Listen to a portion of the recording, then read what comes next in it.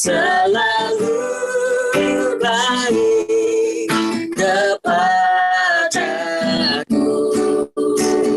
Bapa, ku cinta Kau. Mari kita nyanyikan.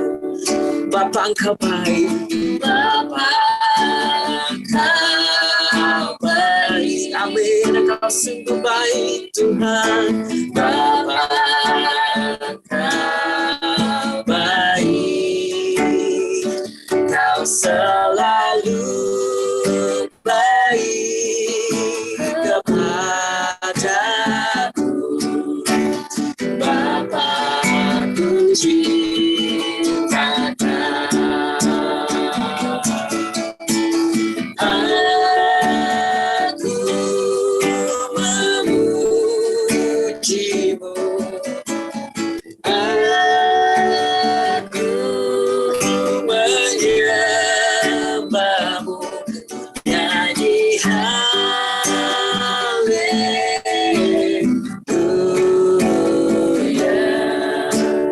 Bapa, ku cinta Kau. Kita nyanyikan pujian itu dari awal.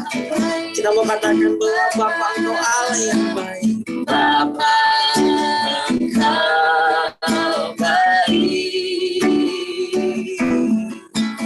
Bapa, Engkau baik. Kau selalu baik kepadaku. Bapa, ku cinta Kau. Aku memujimu. Aku menyembahmu. Nyanyi haleluya.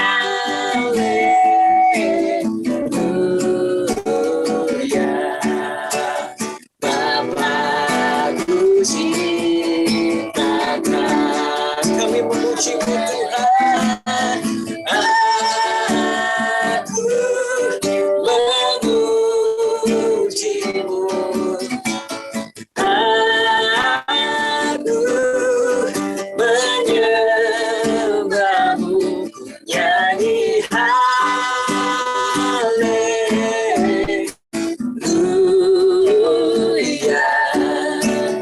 Bapa, ku cinta Kau. Kami memujimu, Tuhan. Aku memujimu.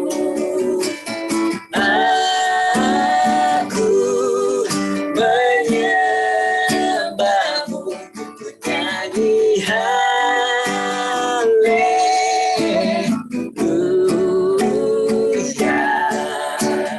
Bapa, ku cinta Kau. Aku memujimu, Tuhan. Aku memujimu. Aku menyembahmu. Nyanyi haleluya.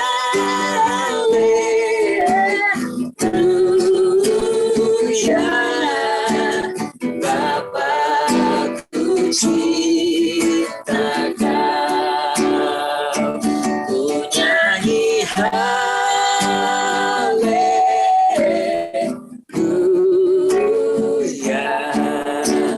Bapa, ku cinta Kau. Ku nyanyi haleluya.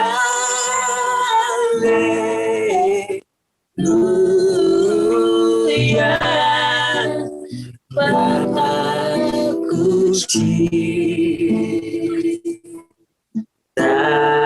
Kau.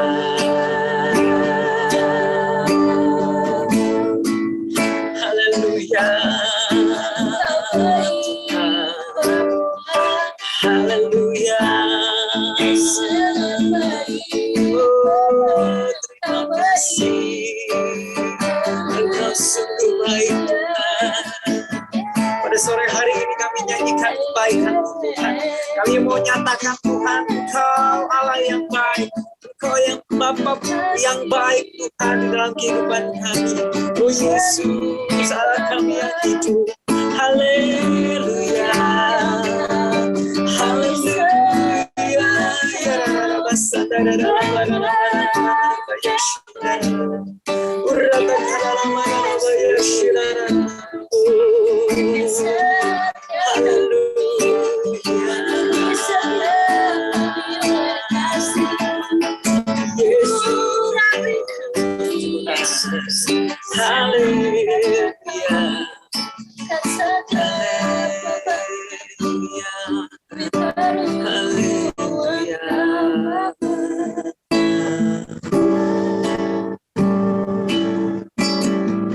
Segala pujian syukur bagimu,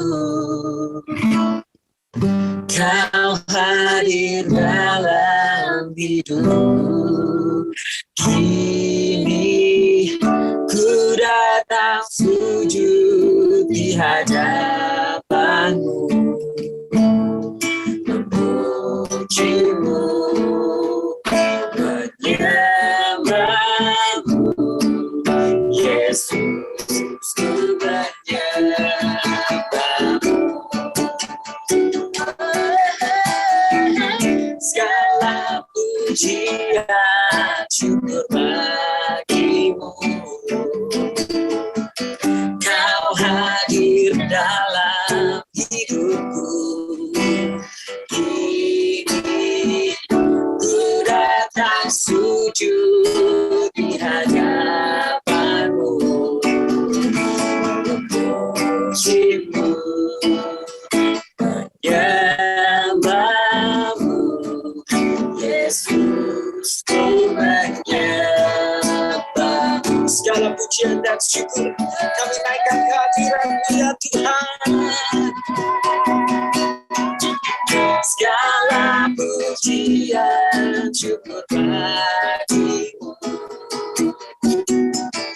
Kau hadir dalam hidupku.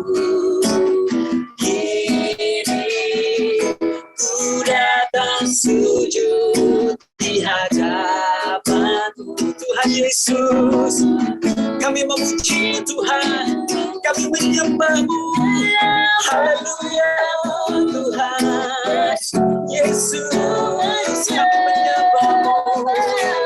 Segala pujian syukur hanya bagi-Mu Tuhan. Segala pujian syukur bagi-Mu, Kau hadir dalam hidupku.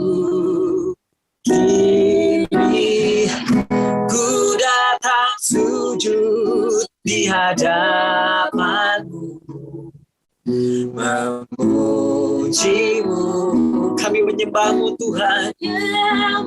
Haleluya, Yesus, ku menyembah. Mari sekali lagi kita naikkan segala pujian, segala pujian hanya bagi-Mu Tuhan Yesus. Amin. Kau yang hadir di hidup kami Tuhan. Ku datang sujud di hadapan-Mu, memuji-Mu, kami menyembah-Mu Tuhan.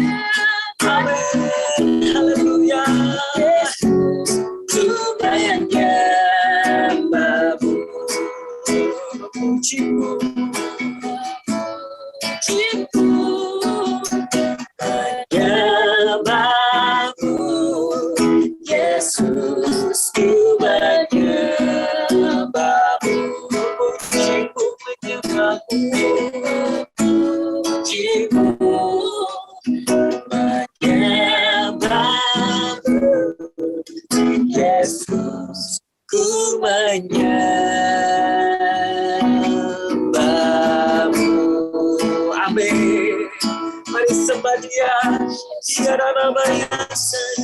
sembah Yesus. Kita agungkan namanya, Allah Juru Selamat kita, Yesus Kristus Tuhan. Haleluya. Terima kasih Tuhan, terima kasih Yesus. Oh,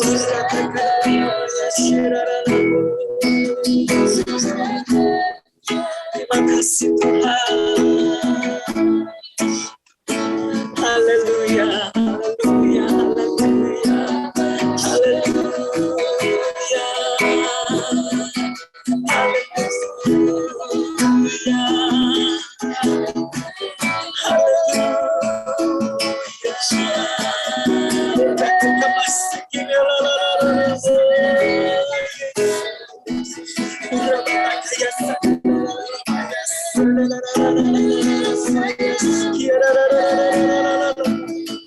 Kuasa-Mu yang menyegarkan kami sore hari ini, memulihkan kami, memperlengkapi kami, memulihkan kami. Urataya sandaralamu, Yesus,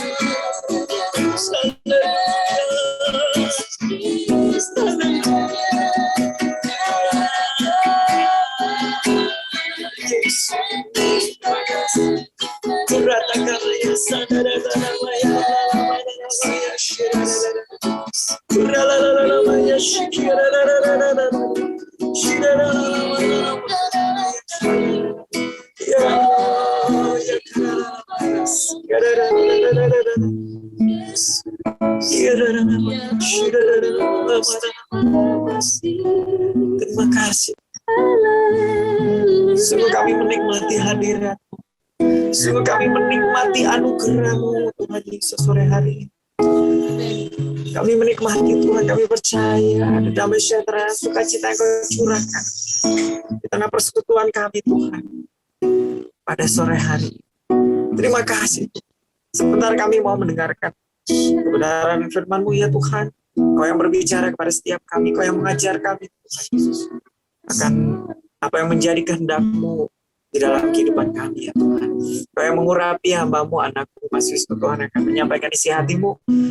Urapi juga setiap kami yang mendengar Tuhan, sehingga setiap firman yang ditaburkan pada sore hari ini boleh menjadi benih firman Tuhan yang boleh bertumbuh dan berbuah dalam kehidupan kami, sehingga nama-Mu semakin dipermuliakan ya Tuhan. Terima kasih ya Tuhan Yesus, Allah kami, Juru Selamat kami yang hidup. Kami siap mendengarkan firman-Mu di dalam nama Tuhan Yesus Kristus. Kami berdoa bersyukur. Mari kita sama-sama diberkati Tuhan, kita katakan amin. Tuhan Yesus berkati. Saya persilakan Mas Wisnu untuk menyampaikan firman Tuhan. Amin. Terima kasih Krisna dan Oi memimpin kita dalam pujian penyembahan. Shalom semuanya. Kembali kita bertemu masih dalam Zoom. Ya, berarti Tuhan masih belum izinkan kita onsite, tapi percayalah janji Tuhan ya dan amin ketika Tuhan berkata lewat setiap kita bahwa Ia menyiapkan sebuah tempat untuk kita dapat berkumpul bersama-sama. Kita percaya bahwa tempat itu akan ada. Tempat itu akan Tuhan sediakan. Terima kasih untuk semuanya yang selalu hadir. Kita tahu bahwa ketika kita Zoom Live and Light ini, semua karena kasih anugerah Tuhan, semua karena kebaikan Tuhan. Kita mau bertumbuh dalam pengenalan akan Tuhan, kita mau menikmati Tuhan, kita mau melihat lebih lagi keindahan kasih karunia-Nya. Dan itu yang akan menjadi topik bahasan sharing firman Tuhan kita sore hari ini, yaitu tentang the beauty of His grace. The beauty of your grace. Nah, saya sudah siapkan bahannya. Ini dia saudara. Semua udah dapat lihat ininya, PowerPoint-nya? Yang sudah bisa lihat, bisa lambaikan tangan? Semua bisa lihat ya, puji Tuhan. Berarti semua bisa lihat. Nah, pada kesempatan ini saya akan berbagi sedikit, karena begitu banyak keindahan kasih karunia Tuhan dalam kehidupan kita, tapi sedikit the beauty of His grace, the beauty of your grace. Your di sini Tuhan, kasih karunia Tuhan, keindahan kasih karunia Tuhan. Karena memang sebenarnya di hari ini adalah hari yang spesial bagi saya dan istri saya, karena 7 tahun yang lalu di hari ini, di tanggal ini tepatnya kami dipersatukan dalam satu ikatan pernikahan yang kudus di tanggal 10 bulan 10 dulu tahunnya 2014. Nah, sekarang 2021 berarti sudah 7 tahun. 7 juga ya sebenarnya masih dibanding yang udah puluhan tahun atau belasan tahun ya masih baru, tapi 7 tahun adalah waktu yang buat kami juga saling belajar memahami satu sama lain, bukan hanya saling mencintai, menyayangi satu sama lain, tapi saling memahami satu sama lain dan belajar melihat keindahan kasih karunia Tuhan dalam pernikahan kami. Itu yang juga penting, makanya pada kesempatan ini tema sharingnya adalah the beauty of your grace. Dari sini Tuhan ajar banyak hal gitu untuk terus melihat keindahan kasih karunia Tuhan. Karena dengan kita terus melihat keindahan kasih karunia Tuhan, kita selalu dibawa kepada sebuah pengharapan, dibawa kepada sebuah ucapan syukur bahwa kita ada sebagaimana kita ada sekarang ini semua karena kasih karunia Tuhan. Kita ada sebagaimana kita ada sekarang ini semua karena pemeliharaan, hanya karena kebaikannya saja. Dan itu yang jujur saya alami dengan istri saya. Saya bisa katakan bahwa hidup kami adalah karena pemeliharaannya, hidup kami karena anugerahnya. Semua kebaikan Tuhan saja yang ada dalam kehidupan kami. Dan hari-hari ini saya banyak mendengar, banyak anak-anak Tuhan, orang percaya mengalami pergumulan, baik dalam keluarga, dalam pekerjaan, dalam usaha, bahkan dalam pelayanan, yang membuat mereka mulai khawatir, mulai ragu, bahkan takut. Dan ketika saya bergumul tentang ini, ya cuma di hati cuma dapat satu insight ya, bahwa mereka memerlukan melihat, mengalami kasih Tuhan yang sempurna dalam kehidupan mereka. Karena hanya kasih yang sempurna melenyapkan ketakutan. Mereka tidak butuh motivasi yang berlebihan, mungkin butuh didengarkan, butuh dikasih masukan, tetapi itu pun mungkin tidak lama. Tetapi hanya kasih Tuhan yang sempurna yang dapat melenyapkan segala ketakutan mereka. Itu pula pesan untuk kita sore hari ini, bahwa hanya kita terus melihat keindahan kasih karunia-Nya, mengalami kasih-Nya yang sempurna, yang membawa kita kuat menghadapi segala pergumulan hidup kita, kuat menghadapi setiap tantangan hidup kita, kuat menjalani hari-hari yang mungkin di hari-hari nggak pasti ini. Kayak kemarin kita sudah rencana onsite, tetapi ternyata bisa oleh sesuatu hal bisa diundur lagi gitu. Ya sudahlah Tuhan, kalau memang belum waktunya. Jadi ya itu dia saudara, buat saya sih nggak terlalu gimana, saya percaya Tuhan pada waktunya Engkau akan membawa. Itu tempatnya sudah ada, sudah disediakan gitu, katanya sudah boleh, tetapi karena memang ada sesuatu hal yang masih perlu diperbincangkan, jadi belum bisa minggu sekarang gitu, ya sudah gitu. Bahkan saya percaya Tuhan menyediakan sesuatu yang mungkin di sana, mungkin juga itu hanya first step, nanti jauh lebih baik. Saya rindu melihat keindahan anugerahnya dalam kehidupan kita, bahkan kehidupan kita semua. Jadi kita akan membahas sedikit tentang the beauty of your grace, keindahan kasih karunia-Nya.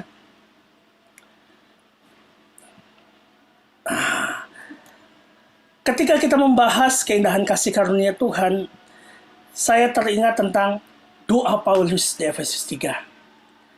Ini sebelum ke sini saya mau tunjukkan ini dulu saudara. Tidak perlu Roh Kudus untuk dapat mengerti bahwa berbuat baik itu menghasilkan kebaikan dan berbuat jahat mendatangkan hukuman. Semua orang tahu itu. Namun tetapi dibutuhkan Roh Kudus untuk mengerti kasih karunia. Melihat keindahan kasih karunia itu butuh Roh Kudus. Karena di dalam kasih karunia kita menerima kebaikan yang tidak pantas kita terima. Sedikit saja sebelum kita bahas doa Paulus, saya diingatkan bahwa esensi dari anugerah, esensi dari kasih karunia, yaitu kehidupan kekristenan kita yang adalah kasih karunia. Kita diselamatkan kasih karunia. Kita ada sebagaimana kita ada, kita kuat bukan karena kita hebat, kita sehat bukan karena kita pandai menjaga hidup kita. Semua karena anugerah Tuhan, semua karena kebaikan Tuhan. Dan ketika kita tahu pewahyuan tentang kasih karunia, mulai muncul pewahyuan tentang Yesus, tentang pribadi kasih karunia itu yang adalah Yesus sendiri. Itu pun adalah kasih karunia. Untuk mengerti itu semua perlu Roh Kudus. Jadi kasih karunia bukan tentang perbuatan. Kasih karunia adalah tentang segala sesuatu yang sebenarnya nggak pantas kita dapatkan, kita dapatkan. Segala sesuatu yang sebenarnya nggak kita usahakan, kita dapatkan. Itulah kasih karunia. Jadi anugerah Tuhan, kasih karunia itu bukan tentang perbuatan kita. Apabila ada perbuatan kita di dalamnya, itu namanya jerih payah.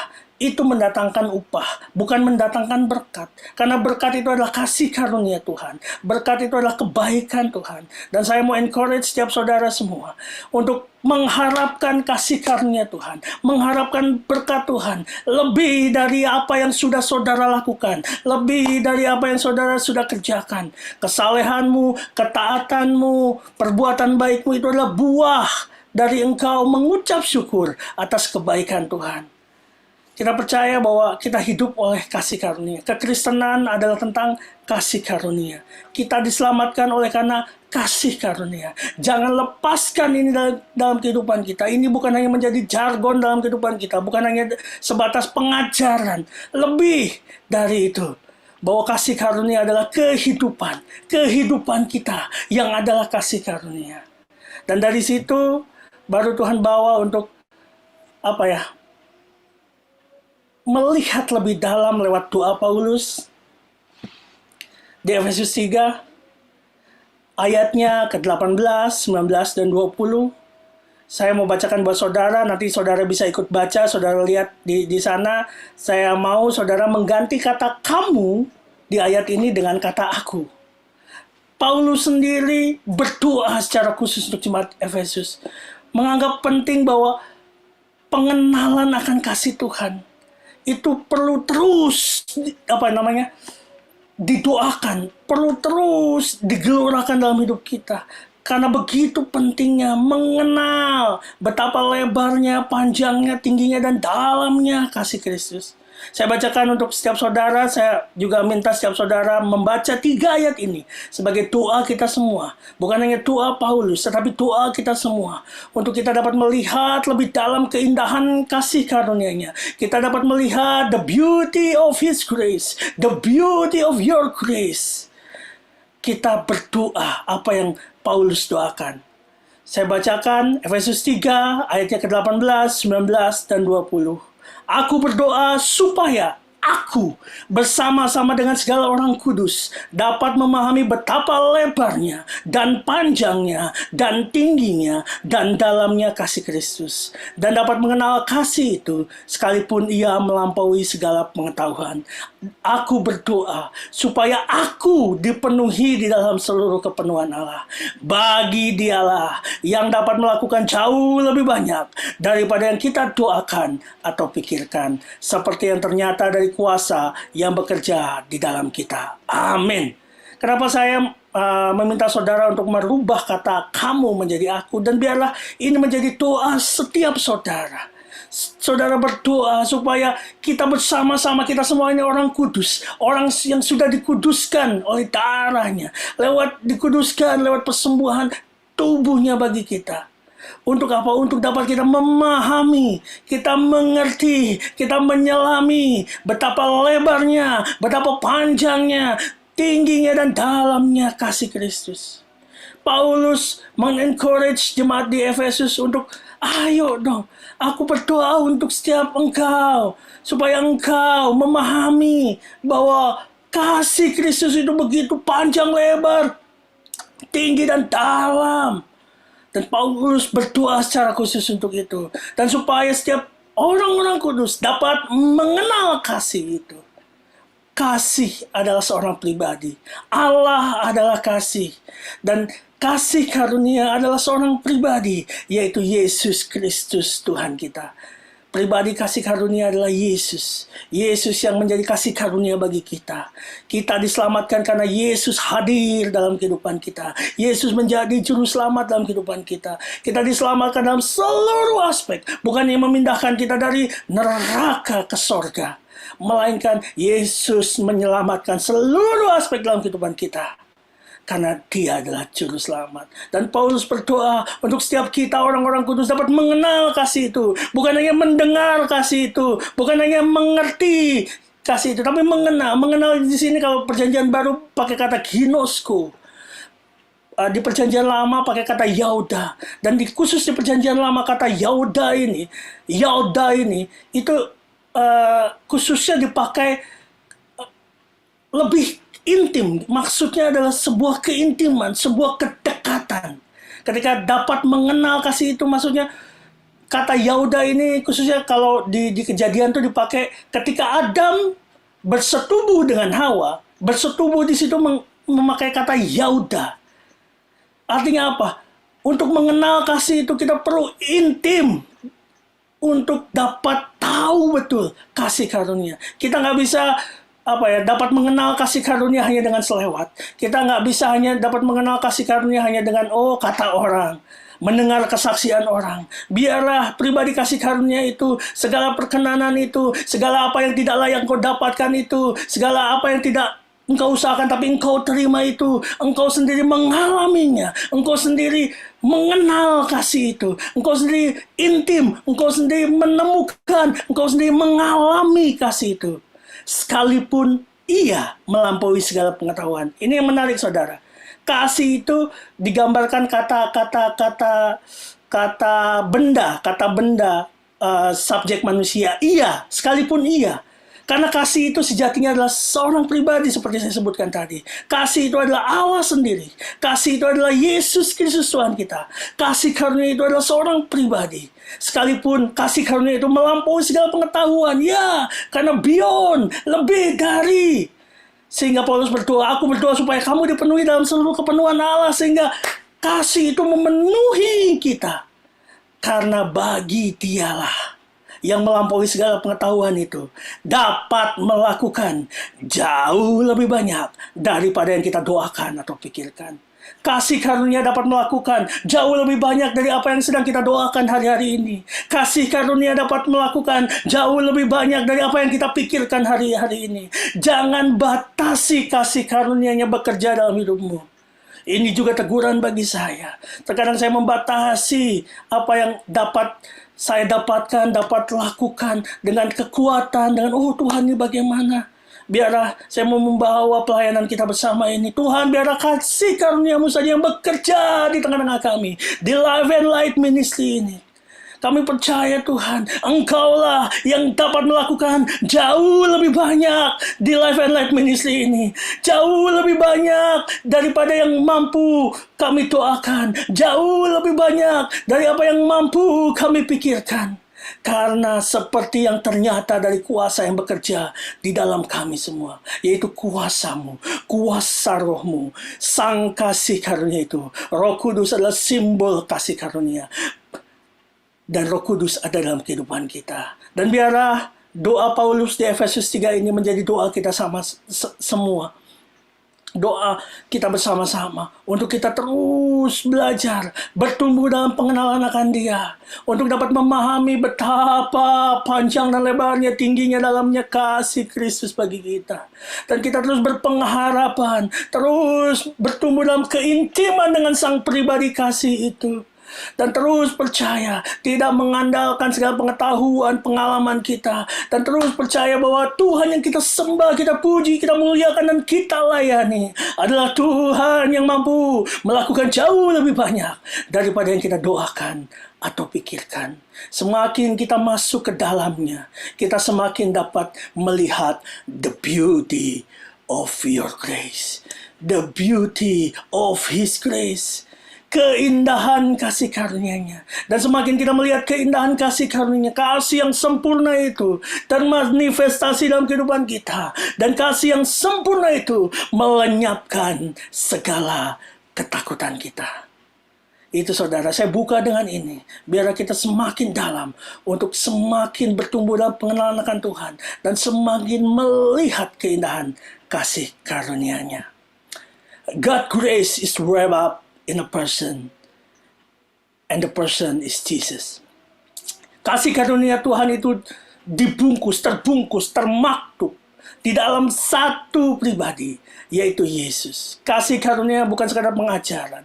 Kasih karunia bukan hanya sekadar jargon. Kasih karunia adalah Tuhan yang kita sembah. Yesus datang ke dalam dunia sebagai kasih karunia bagi kita. Sebagai pemberian yang begitu luar biasa bagi kita. Karena begitu sayangnya Bapa terhadap dunia ini. Bapa mengaruniakan anaknya yang tunggal untuk menjadi juru selamat bagi kita. Bagi setiap kita yang percaya, kita akan hidup dan beroleh hidup yang kekal.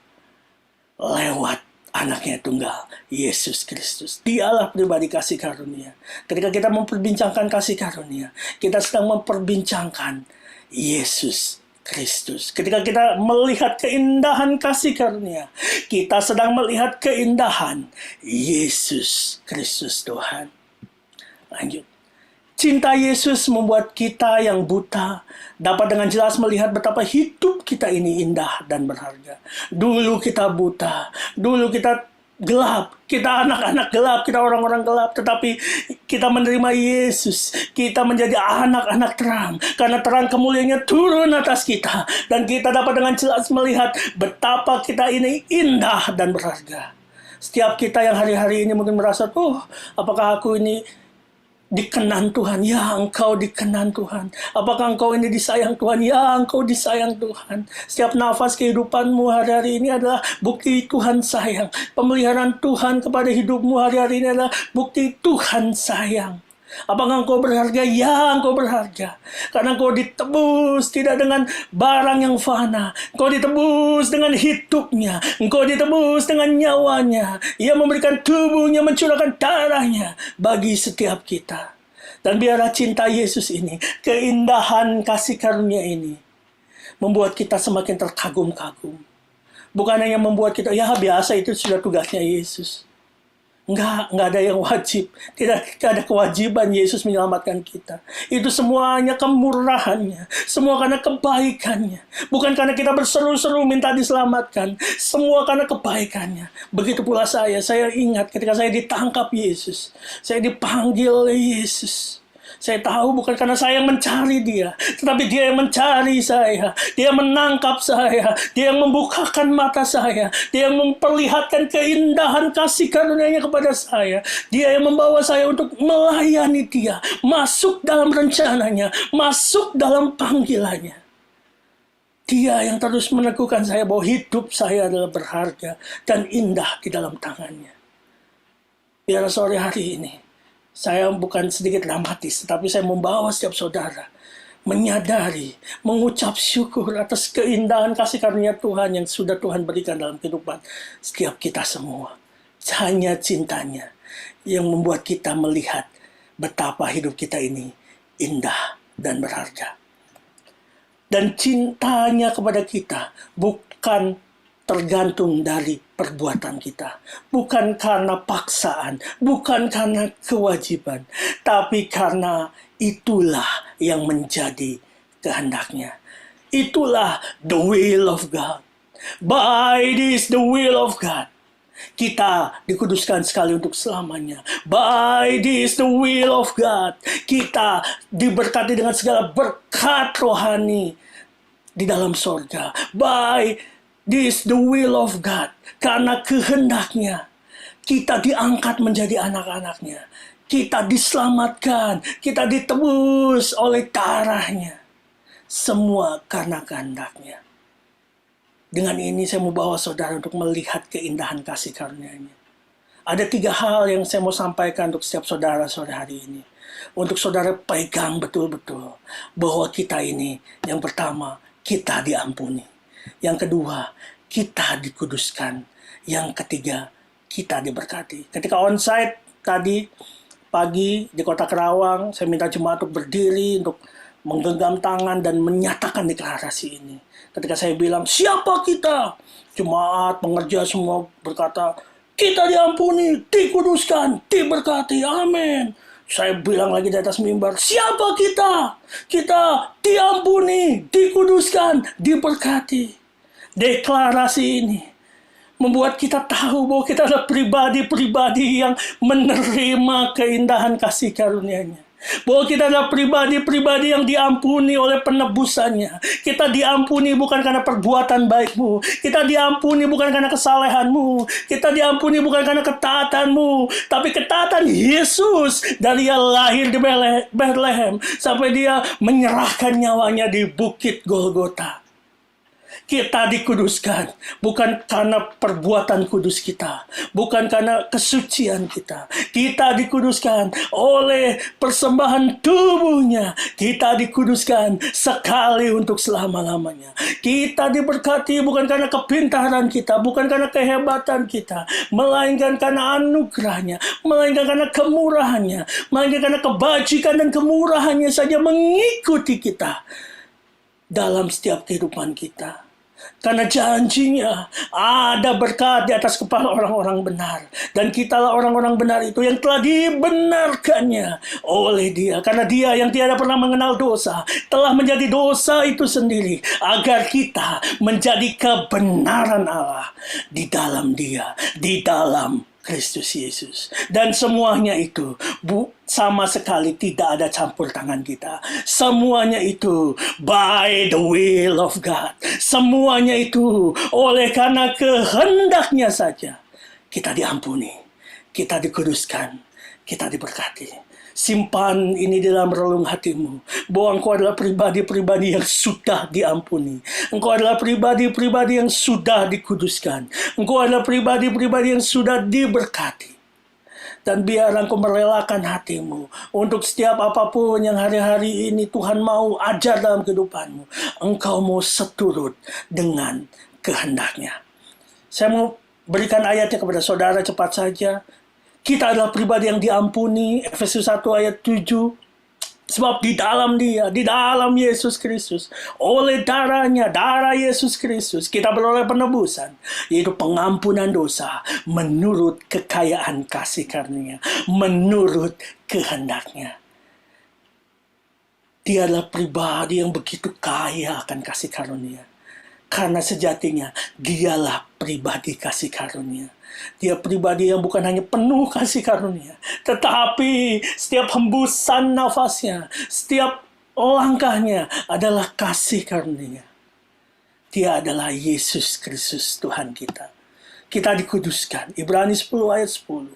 Dan karena kehendaknya, by this will of God, inilah kita telah dikuduskan satu kali untuk selama-lamanya. Kita tidak dikuduskan berulang-ulang. Ibrani mencatat kita dikuduskan satu kali oleh persembahan tubuh Yesus Kristus. Biar kita tahu bahwa kita orang-orang yang sudah dikuduskan. Kudus ini bukan hanya berarti suci, tidak bercela. Kudus di sini kita dipisahkan. Kita bukan lagi punya dunia. Kita bukan lagi punya kegelapan. Kita adalah anak-anak terang. Kita dipisahkan menjadi warga negara kerajaan surga. Ini harus kita tahu. Sehingga kita tidak boleh lagi terkait dengan apapun yang bukan berasal dari surga. Kegelapan apapun tidak boleh ada dalam kehidupan kita. Karena kita sudah dikuduskan oleh persembahan tubuh Yesus Kristus sekali untuk selama-lamanya. Segala Allah lain tidak boleh ada dalam kehidupan kita. Karena kita sudah dikuduskan satu kali untuk selama-lamanya. Kita diberkati karena terpujilah Allah Bapa Tuhan kita Yesus Kristus yang dalam Kristus telah, artinya sudah mengaruniakan kepada kita bukan hanya 1, 2, 3 segala berkat rohani di dalam surga. Ketahuilah saudara, apapun yang kita nikmati di alam jasmani ini bermula di alam rohani. Apa yang sudah Tuhan tunjukkan di alam roh, percayalah, deklarasikan. Karena segala berkat rohani itu sudah dikaruniakan kepada kita dari dalam sorga. Sorga sudah menyediakan segala berkat rohani yang kita butuhkan. Bagian kita mempercayainya dan terus kita mendeklarasikannya sampai segala berkat itu termanifestasi dalam alam jasmani kita. Itulah saudara, ketika kita masuk lebih dalam melihat keindahan kasih karunia-Nya, kita amazed, kita terkagum-kagum, kita takjub melihat keindahan kasih karunia-Nya. Saya lanjut saudara, sebenarnya ini sudah mau selesai. Ketika saudara tahu bahwa saudara adalah pribadi yang diampuni, saudara tahu saudara adalah pribadi yang dikuduskan, diberkati, saudara berdoa setiap hari untuk terus dibawa memahami, mengenal betapa lebar, panjang, tinggi, dan dalamnya kasih Kristus. Semakin lebih dalam lagi, masuk dalam pengenalan akan kasih itu. Dan terus percaya bahwa Dia, Sang Kasih itu, sanggup melakukan jauh lebih banyak daripada yang kita doakan dan pikirkan. Itu membawa kita terus melihat keindahan kasih karunia-Nya. Dan orang-orang yang sudah melihat keindahan kasih karunia Tuhan, orang-orang yang sudah melihat the beauty of His grace, akan punya perubahan hidup. Dimulai dari perubahan pola pikir. Nah, saya mau contohkan 2 kisah saja sebelum saya akhiri, yaitu kisah Petrus meresponi panggilan Yesus. Ini kalau nggak salah pernah kita bahas kalau nggak salah. Nggak tahu Krishna atau Owen waktu itu yang bahas, tapi pernah kita bahas tentang Yesus pernah memanggil Petrus. Pada saat itu panggilan yang pertama masih dinamai Simon. Itu di pantai Genesaret kalau tidak salah. Ya, pantai Genesaret. Ayatnya di mana ya? Lukas 5 kalau nggak salah. Di Lukas 5 nanti saudara bisa buka. Itu masih belum menjadi murid Yesus, Petrus. Simon Petrus. Dan di sana Yesus datang, di situ diceritakan ada 2 perahu kosong. Yesus naik ke salah satu perahu dan meminta kepada Simon Petrus bersama temannya, ayo coba lebih ke dalam lagi karena itu sudah di tepi pantai. Dan Yesus terus mengajar di atas perahu itu. Tiba-tiba Yesus terdiam. Dan Yesus berkata, tebarkanlah jalamu. Terus Petrus merespon, berkata, oh kami sudah semalaman menjalaikan dan tidak dapat apa-apa. Tapi akhirnya mereka pun tetap menebarkan jala seperti apa yang Yesus suruhkan. Dan alhasil mereka mendapatkan begitu banyak ikan. Sampai perahu yang tadi yang nggak dinaiki Yesus dipanggil sama Petrus.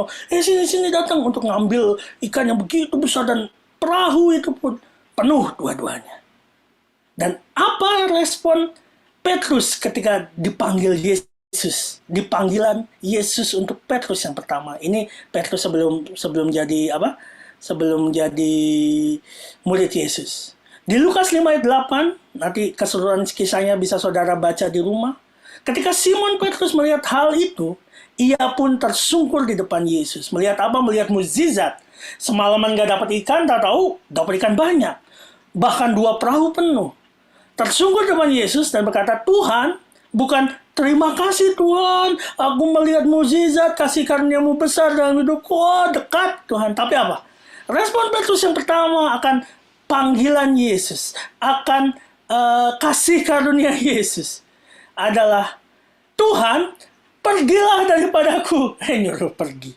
Udah dinyatakan mukjizat, sudah diberikan kasih karunia, Petrus malah bilang, pergilah daripadaku, karena aku ini seorang berdosa.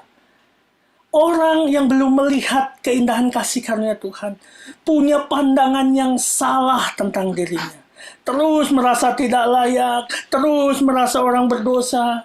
Walaupun nyata-nyata orang berdosa ini telah mendapat perkenanan ilahi, telah dinyatakan keindahan kasih karunia dalam hidupnya. Yaitu apa? Mukjizat. Mukjizatnya apa? Semalaman nggak dapat ikan, tahu-tahu melimpah ikan. Tapi respon Petrus, karena Petrus belum mengikut Yesus sebagai muridnya, belum terbiasa melihat keindahan kasih karunia-Nya, responnya berbeda. Dia merasa, aku tidak layak, aku ini orang berdosa. Pergilah Tuhan daripadaku. Bukan berarti dia tidak senang mendapatkan mukjizat ikan begitu banyak di perahunya. Tetapi dia punya pandangan yang salah tentang dirinya. Oleh karena itu, kenapa saya tadi bagikan terlebih dahulu bahwa ketahuilah, by this the will of God. Oleh karena kehendaknya, engkau diampuni, engkau dikuduskan, engkau diberkati. Itu karena kehendaknya, itu karena kasih karunia-Nya. Untuk saudara tahu, bukan karena kemampuan saudara, bukan karena kesalehan saudara, juga bukan karena keberdosaan saudara. Dan di sini kita bisa lihat Petrus punya gambaran yang salah tentang Tuhan. Tetapi bagaimana respon Petrus di kejadian Petrus menerima panggilan Yesus yang kedua? Di sini saya bukan berarti setelah itu nggak pernah manggil Petrus lagi. Artinya gini, sama-sama lagi nyala ikan di konteks mukjizat yang sama, yaitu semalaman nggak dapat ikan, tahu-tahu dapat ikan karena mukjizat yang dilakukan Yesus. Yaitu setelah Yesus bangkit. Dan ini terjadi setelah Petrus menyangkal Yesus 3 kali. Bukan setelah Petrus melayani Yesus luar biasa, enggak. Tapi Petrus mengikut Yesus, melihat banyak mukjizat yang dilakukan Yesus, melihat banyak kasih karunia, melihat banyak keindahan kasih karunia yang dinyatakan melalui pribadi Yesus. Dan ketika Petrus menyangkal Yesus 3 kali sebelum Yesus disalibkan, ketika Yesus bangkit, Yesus menampakkan dirinya kepada murid-muridnya, termasuk kepada Petrus, di pantai Danau Tiberias. Kalau yang pertama tadi di Genesaret, yang ini di pantai Danau Tiberias, sama-sama di tepi pantai, sudah mau dekat bibir pantai. Kisah yang sama, mereka semalaman nggak dapetin ikan. Dan tahu-tahu ada pribadi yang bilang, adakah lauk pauk? Oh, nggak ada, kami nggak dapat apa-apa semalaman. Tebarkanlah jalamu ke kanan. Dan pada saat itu juga mereka mendapatkan begitu banyak ikan, 153 ikan. Besar-besar. Dan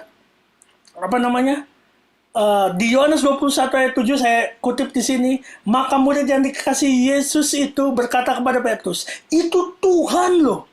Dan ketika Petrus mendengar bahwa itu adalah Tuhan, maka ia mengenakan pakaiannya sebab ia tidak berpakaian, lalu terjun ke dalam danau. Jadi sebelum ada yang berkata kepada Petrus, itu yang tadi bilang itu Tuhan yang nyuruh nebarkan jala, itu Tuhan loh. Ketika dia tahu bahwa itu Tuhan, dia langsung berpakaian, langsung terjun ke dalam danau. Untuk apa? Untuk menjauhi Yesus? Tidak, saudara. Karena lebih-lebih Petrus tahu bahwa dia telah menyangkal Yesus 3 kali. Tidak, saudara. Petrus tahu walaupun dia sudah menyangkal Yesus 3 kali. Kasih karunia itu kembali datang dalam kehidupannya. Keindahan kasih karunia itu kembali memeluknya. Keindahan kasih karunia itu kembali merengkuhnya. Dan dia langsung terjun ke dalam danau. Dia langsung berenang mendekati Yesus. Langsung mungkin bersimpuh, tersungkur lagi di kaki Yesus. Mungkin itu tapi tidak dijelaskan lebih lanjut di kisahnya. Tapi kita lihat ada sebuah perbedaan. Orang yang belum melihat keindahan kasih karunia Tuhan, responnya berbeda, menjauh dari Tuhan. Tetapi orang yang sudah melihat keindahan kasih karunia Tuhan, walaupun dia tidak layak, walaupun dia masih banyak kurangnya, dia tidak hebat dalam segala hal, dia tidak suci dalam segala hal, tapi dia tahu ada perkenanan Tuhan dalam hidupnya. Orang ini akan selalu mendekat kepada Tuhan ketika Tuhan ada di sana.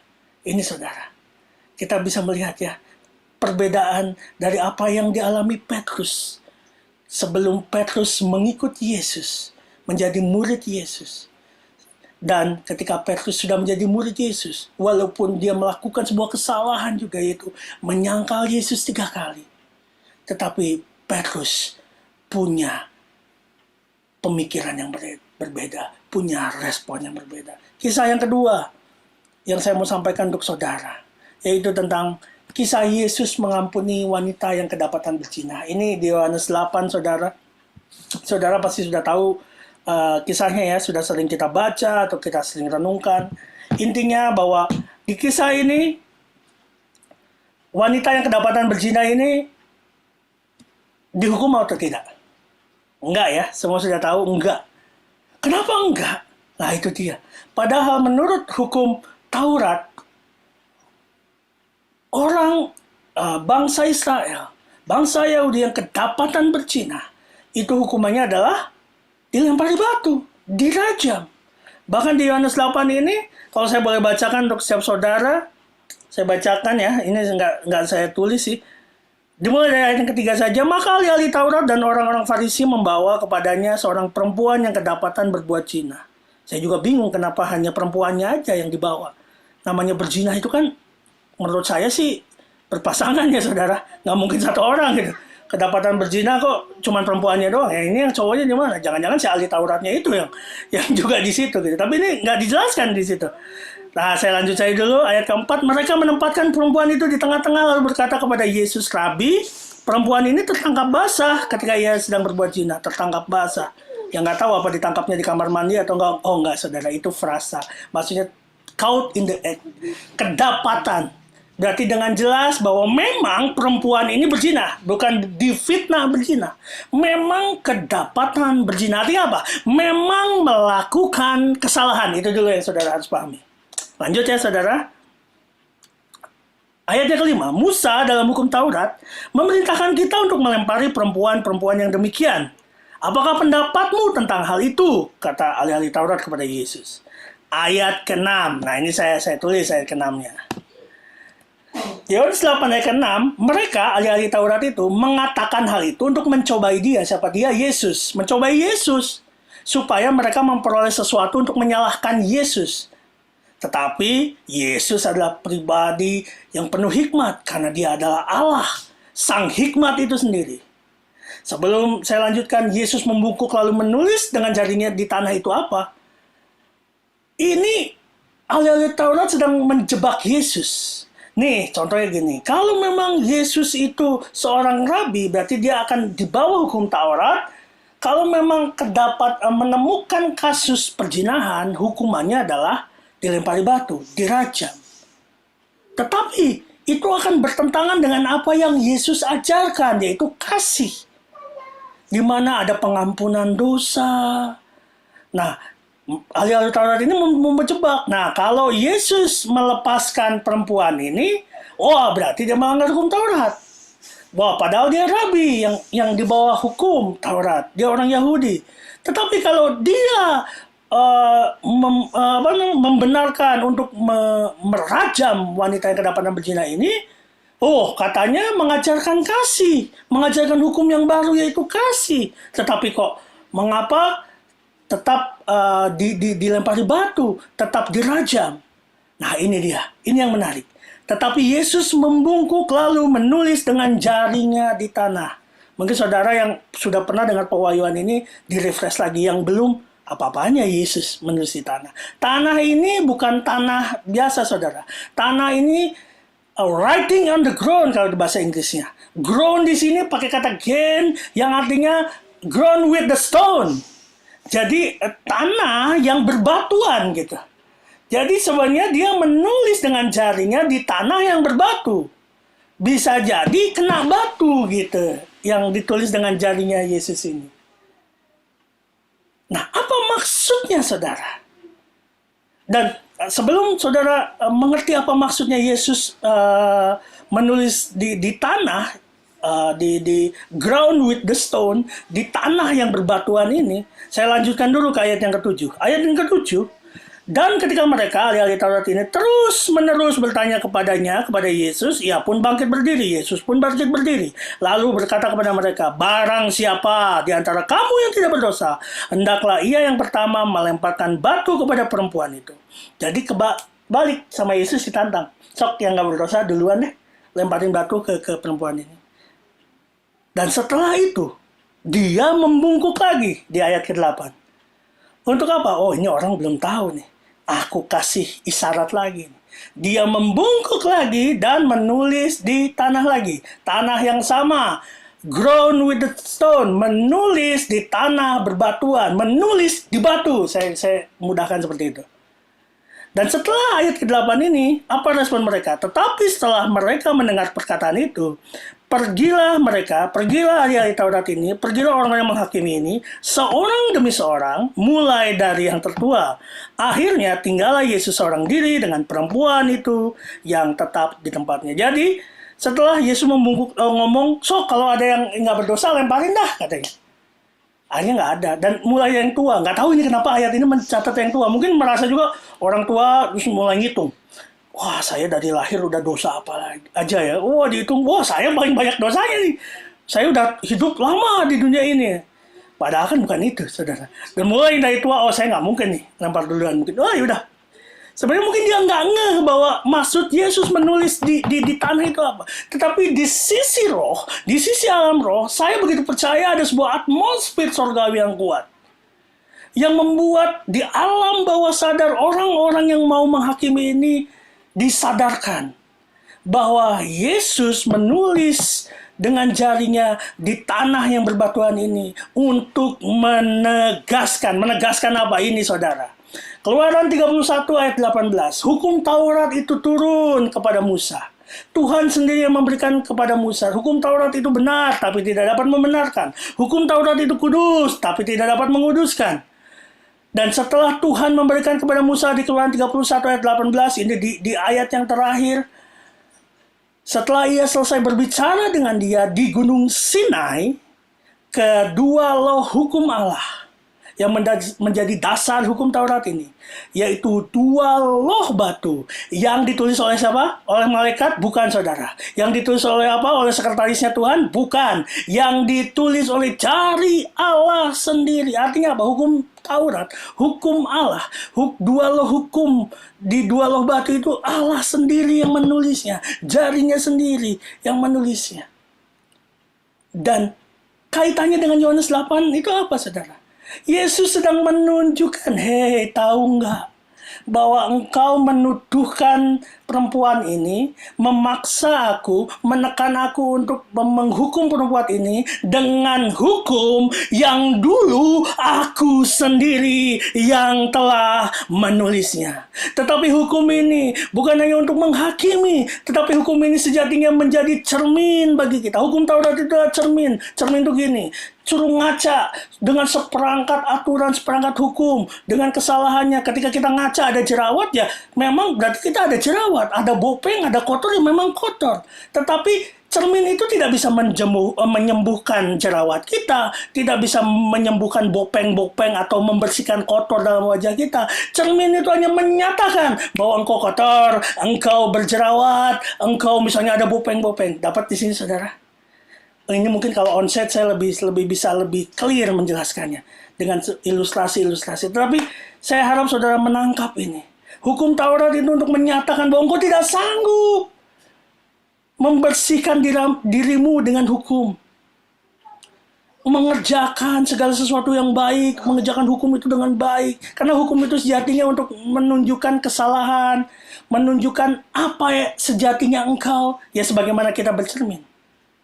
Ya, paling gampang ilustrasinya gitu. Ketika bercermin, ada jerawat, ya kita akan melihat jerawat. Ada kotor, kita melihat kotor. Tapi cermin itu tidak dapat menyembuhkan jerawat kita, tidak dapat membersihkan kotor dalam muka kita, atau dalam tubuh kita. Dan Yesus menegaskan itu. Dia membungkuk dan menulis dengan jarinya di tanah yang berbatu itu. Dia kembali menulis di batu itu bahwa hukum ini aku yang tulis. Engkau mencobai aku dengan hukum yang aku tulis. Sekarang siapa yang gak berdosa duluan, lempar deh, gitu kan, menurut Yesus. Maka Yesus nulis lagi, kalau lu belum ngerti bahwa aku yang bikin hukum ini. Dan atmosfer surgawi, saya percaya hinggap di semua orang yang datang, yang coba menghakimi pada saat itu. Dan mereka akhirnya sadar, ya, nggak ada satupun yang layak menghukum wanita ini. Tetapi sejatinya, wanita ini bersalah atau enggak, saudara? Bersalah. Dia jelas-jelas ketangkap basah berzina, bukan difitnah berzina. Dan wanita ini mendapatkan keindahan kasih karunia Tuhan. Wanita ini menemukan keindahan kasih karunia Tuhan. Dia find the beauty of His grace. Dia menemukan keindahan kasih karunia itu. Dia mengalaminya. Dan apa respon Yesus di ayat selanjutnya? Di ayat 10, lalu Yesus bangkit berdiri dan berkata kepadanya, hai perempuan, di manakah mereka? Mereka itu orang-orang yang tadi mau menghukum engkau, ahli-ahli Taurat tadi. Tidak adakah seorang yang menghukum engkau? Ayat 11. Jawab perempuan itu, tidak ada Tuhan. Lalu kata Yesus, aku pun tidak menghukum engkau. Pergilah dan jangan berbuat dosa lagi mulai dari sekarang. I'm not condemn you. Go and sin no more. Saya pun tidak menghukummu. Pergilah dan jangan berbuat dosa lagi. Bukan berarti Yesus melegalkan perbuatan si wanita ini. Tetapi wanita ini menemukan keindahan kasih karunia. Dan Yesus tidak menghakimi dulu, makanya jadi wanita bermartabat dikit dong. Jangan begini, pokoknya istilah kata digebukin dulu baru dimaafin. Tapi apa yang Yesus lakukan? Yesus, aku tidak menghukummu. Pergilah, go, move on. Tetapi pakai ada imbuhannya. Go dan jangan berbuat dosa lagi. And sin no more. Dan saya percaya nasihat Yesus itu akan ada di dalam hati wanita itu. Karena dia sudah mengalami keindahan kasih karunia Tuhan.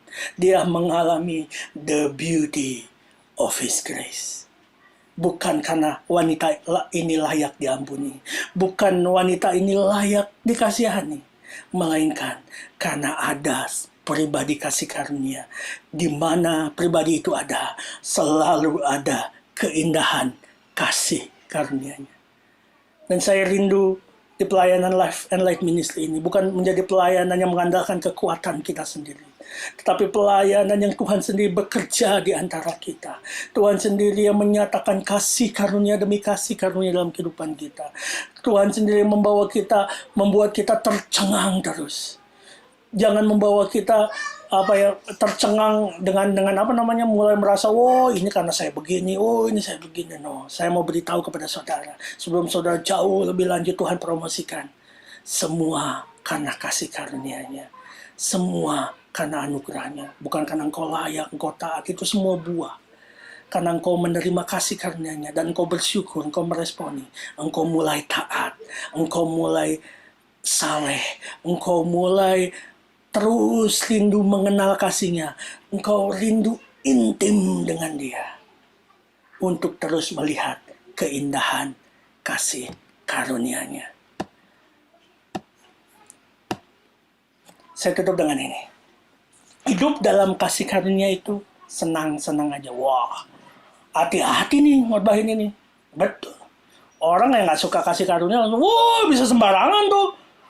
Kita udah diampuni, dikuduskan, diberkati, hidup sembarangan aja. Berarti orang itu belum benar-benar mengenal kasih karunia.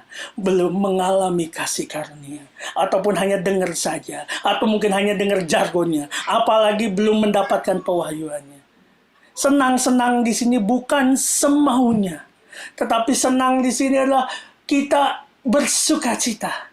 Dan hidup dalam kasih karunia itu senang-senang aja, iya. Senang membaca firman, senang berdoa, senang melayani, senang memberitakan tentang Yesus, senang memuliakan Tuhan. Saya lupa masukin lagi, senang menabur, senang memberkati.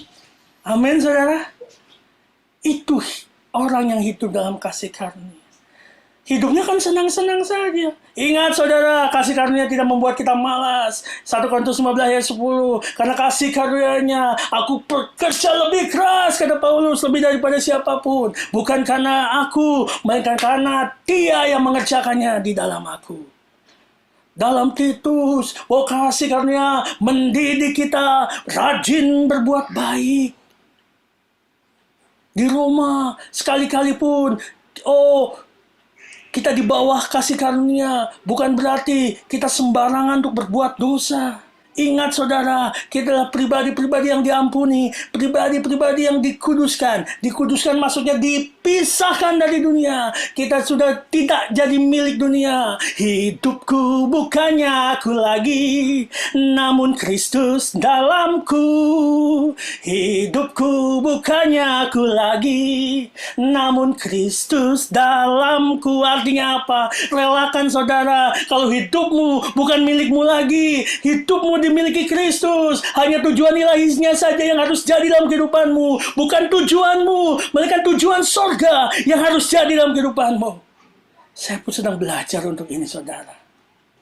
7 tahun full time ini, saya sedang belajar untuk itu, saudara.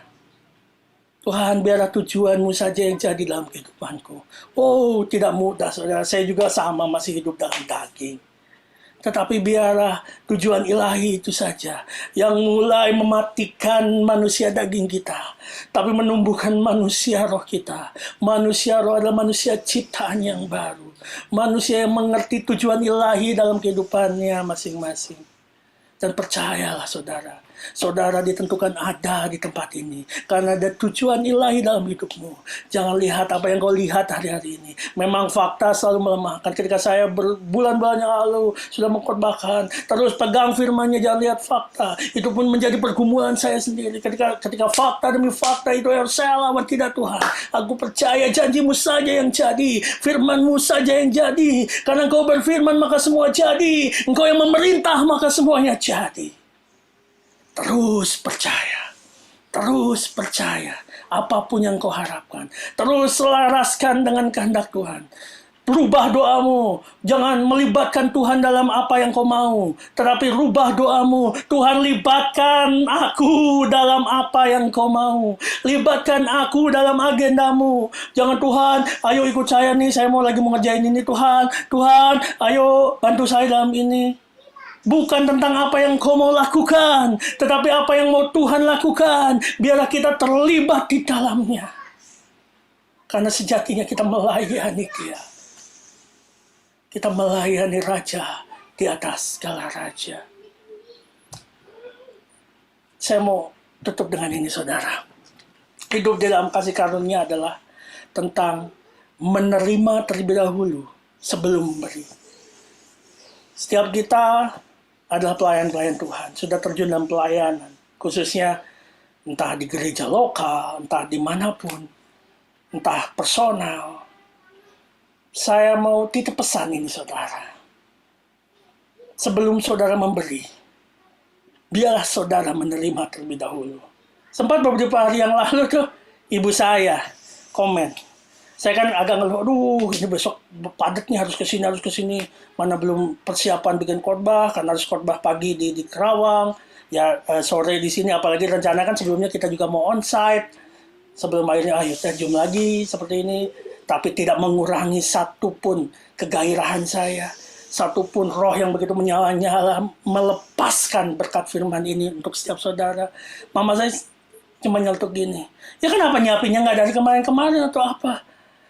Aduh mah, udah beda mah. Sekarang saya tuh lagi belajar Tuhan apa yang kau mau sampaikan. Bukan hanya menyampaikan tentang Tuhan, tetapi menyampaikan yang dari Tuhan yang saya mau sekarang hari-hari ini gumulkan. Bukan hanya tentang belajar tentang Tuhan, tetapi saya mau belajar dari Tuhan. Bukan hanya membuka seperangkat file-file khotbah yang siap dikhotbahkan, tetapi biarlah Tuhan apa yang harus saya perkatakan, beritakan. Dan itu saya juga butuh bantuan dukungan doa dari setiap saudara. Tapi itu yang menjadi rema buat saya ketika di satu malam saya berdoa, biar engkau mulai belajar dariku. Bukan hanya belajar tentangku, tetapi belajar tentangku dariku tentunya gitu. Maksudnya belajar tentang dia kan bisa dari mana saja, saudara. Nggak salah. Tetapi ketika kita menyampaikan di momen yang tepat, di sebuah pewahyuan yang tepat, di sebuah tuntunan yang tepat, mungkin itu yang Tuhan mau bawa untuk pelayanan saya. Mungkin setiap kita mungkin bisa berbeda. Tidak harus sama seperti saya. Tapi untuk saya pribadi, saya sedang ke arah situ Tuhan bawa.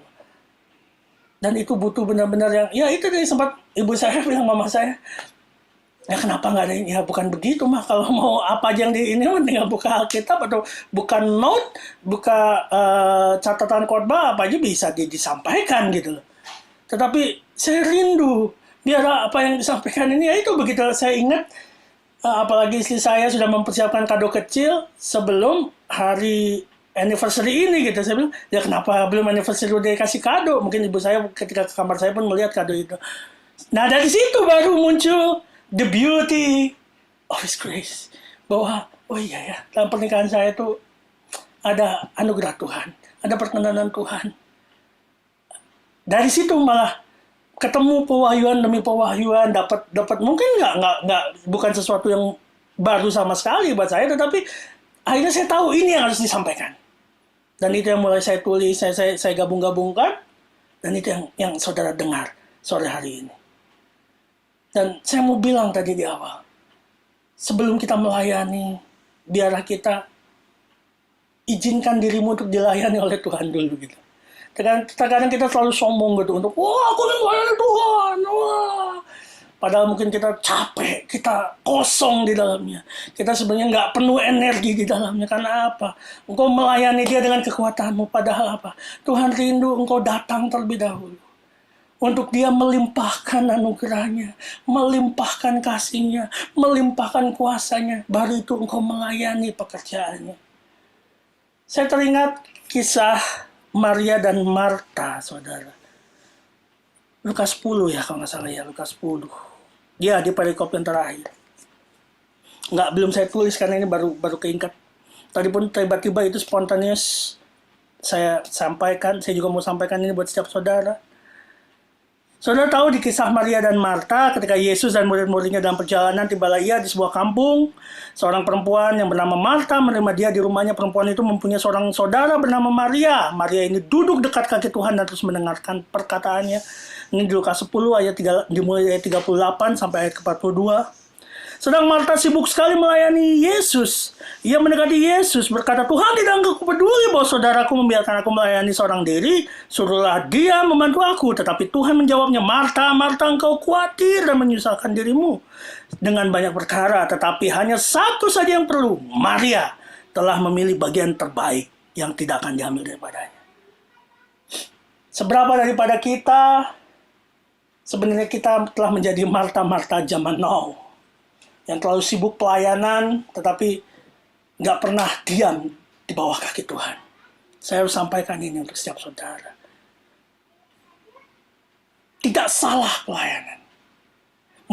Marta di sini bukan berarti menjadi pribadi yang salah. Nggak salah. Cuman responnya aja nggak tepat gitu loh. Marta sibuk menyiapkan makanan, Marta sibuk menyiapkan segala keperluan. Tetapi Yesus tahu bahwa yang perlu adalah Maria memilih bagian terbaik yang tidak akan pernah diambil daripadanya. Yaitu apa? Menerima keindahan kasih karunia-Nya. Karena apa? Ketika duduk dekat kaki Tuhan, Maria menerima firman kasih karunia Tuhan untuk Maria. Sedangkan Marta apa? Nggak nerima. Dia sibuk malah memberi tenaganya, memberi mungkin apapun yang dia punya, makanan dia keluarkan. Itu yang pertama. Yang kedua, Marta sebenarnya tidak salah melayani. Coba Marta juga sama-sama mendengarkan dulu. Wah, pasti ketika dia melayani lebih hebat daripada Maria. Tetapi Maria memutuskan yang terbaik, yang tidak akan pernah terambil daripadanya. Itu apa? Firman. Yang kedua ini, contohnya gini saudara. Marta menyediakan banyak makanan. Roti. Wah, Yesus datang. Aku mau siapkan yang terbaik, roti yang terbaik, makanan yang terbaik. Dia tidak sadar yang datang adalah sang roti hidup. Saudara ngerti? Marta menyiapkan makanan, roti. Tetapi Marta tidak sadar yang datang ini sang roti hidup. Contoh gini saudara. Saudara paling gampang gini. Ke hotel. Terus di hotel itu entah di breakfast, entah di dinner disajikan makanan dengan all you can eat. Dengan berpuluh-puluh stall makanan. Dari makanan negara mana saja ada misalnya kayak gitu. Kepikiran nggak saudara di sana, walaupun saudara jago masak, saudara hebat dalam memasak sesuatu, terus mikir gini, aduh kira-kira masak apa ya? Makan mie instan enak nih. Atau nyiapin segala hal. Enggak kan? Ketika saudara di sana, pikiran saudara hanya apa? Bagaimana aku mencicipi dari satu stall ke stall lain. Menghabiskan makanan dari satu stand ke stand lain. Betul nggak? Atau juga misalnya gini di apa namanya? Di hotel, contoh juga terus di resepsi misalnya. Ketika datang saudara ke resepsi gitu. Dengan resepsi mewah, banyak hidangan yang tersaji. Kepikiran nggak? Aduh, aku pengen masak aja nih. masak telur ceplok enak nih gitu. Enggak kan? Yang saudara pikirkan apa? Bagaimana aku makan yang ada di sini? Itu saudara, tangkap. Maria tahu itu. Maria memilih karena dia tahu inilah sang roti hidup yang datang. Dia makan roti hidup. Tetapi Marta punya respon yang berbeda. Marta tidak makan. Oleh karena apa? Marta mungkin kehabisan energi. Akhirnya berkeluh kesah. Tidak melayani dengan sukacita. Buktinya apa? Marta komplain sama Yesus. Tidakkah engkau peduli bahwa saudaraku membiarkan aku melayani seorang diri? Wah, mulai komplain di pelayanan. Oh, kok begini? Kok begitu? Wah, pelayanan tapi komplain sana sini. Karena apa? Dia tidak makan. Ketika makan, engkau akan punya energi yang cukup. Ketika engkau tahu, oke lah, nggak apa-apa aku melayani seorang diri. Karena kita sudah menerima keindahan kasih karunia-Nya. Kita sudah dipuaskan oleh sang roti hidup. Kita sudah makan kenyang. Jadi kalau dibilang kesalahan, bukan berarti melayani salah. Tetapi Marta tidak memilih bagian yang terbaik. Kenapa? Marta tidak makan. Tetapi Maria makan. Marta sibuk menyediakan makanan, padahal tahu yang datang adalah sang roti hidup yang kekal, yang tidak pernah habis dimakan. Tangkap saudara. Ini biar menjadi pewahyuan yang menutup pertemuan kita sore malam hari ini. Dan biar ini semua menjadi sebuah renungan yang dapat kita hidupi. Kita tahu semakin kita melihat keindahan kasih karunia-Nya, maka kita semakin tahu bahwa selalu ada pengharapan dalam kasih karunia-Nya. Selalu ada mukjizat dalam kasih karunia-Nya. Selalu ada pertolongan dalam kasih karunia-Nya. Dan kita tahu bahwa kita adalah pribadi yang diampuni. Kita dikuduskan, kita telah dipisahkan. Kita diberkati. Orang yang sudah dikuduskan apakah bisa terpeleset dan jatuh? Jawabannya bisa. Tetapi dia harus tahu ketika dia jatuh, dia harus bangkit karena dia tidak ditetapkan untuk jatuh. Mungkin dia jatuhnya kepleset di comberan, di lembah yang kotor lagi, gitu, di tempat yang kotor lagi. Tapi seharusnya orang-orang yang sudah dikuduskan tahu tempatnya bukan di situ lagi. Karena apa? Dia sudah bukan bagian dari kegelapan. Dia sudah bukan bagian dari yang kotor-kotor itu lagi.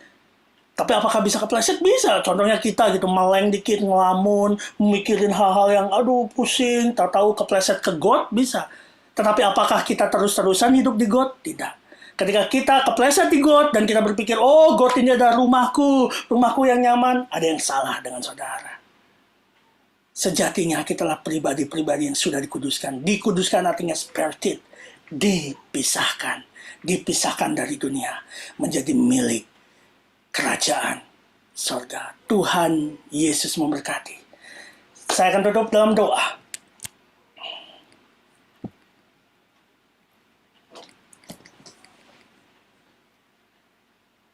Terima kasih Tuhan untuk sore malam hari ini. Biarlah setiap firman-Mu, setiap kebenaran-Mu menjadi sebuah kekuatan, menjadi sebuah rema yang ditangkap untuk setiap anak-anak-Mu, hamba-hamba-Mu. Mereka mengerti betul kehidupan mereka sangat membutuhkan anugerah Tuhan, kasih karunia Tuhan. Bukan kuat hebat mereka. Kami tahu Tuhan, biarlah kami mulai hari ini semakin melihat keindahan kasih karunia-Mu, semakin bertumbuh dalam pengenalan akan Engkau, semakin mengenal kasih itu. Dan biar itu kan menjadi doa kami setiap hari. Kami terus Tuhan melihat, memahami betapa panjang, lebar, tinggi dan dalamnya kasih-Mu. Dan kami terus berpengharapan kepadamu, kami punya kepercayaan kepadamu bahwa Engkau adalah Allah, Engkau adalah Tuhan yang sanggup melakukan jauh lebih banyak dari apa yang kami pikirkan dan doakan. Terima kasih Tuhan, terima kasih Tuhan, Engkau adalah sang roti hidup yang kekal. Dan biarlah Tuhan, apapun yang sedang kami kerjakan bagi hormat kemuliaan nama-Mu, kami terlebih dahulu menerima daripadamu, kami terlebih dahulu diperlengkapi oleh Engkau, kami terlebih dahulu menerima anugerah-Mu, sehingga ketika kami berjalan, bukan kami yang berjalan, tapi Engkau sendiri yang mengerjakan. firman-Nya di dalam kehidupan kami. Terima kasih Tuhan, terima kasih Yesus. Terpujilah nama-Mu, berkat-Mu atas setiap anak-anak-Mu. Sore malam hari ini kami percaya firman yang telah ditaburkan di tanah yang baik tidak akan pernah kembali dengan sia-sia, melainkan disimpan, dimengerti, dipahami dalam kehidupan mereka, direnungkan, dihidupi, dan menjadi daging dalam kehidupan mereka. Di dalam satu nama telah mengaruniakan segala berkat ini, yaitu berkat firman. Di dalam nama Tuhan Yesus Kristus yang sudah menerima firman-Nya, sama-sama kita katakan, amin. Tuhan Yesus memberkati.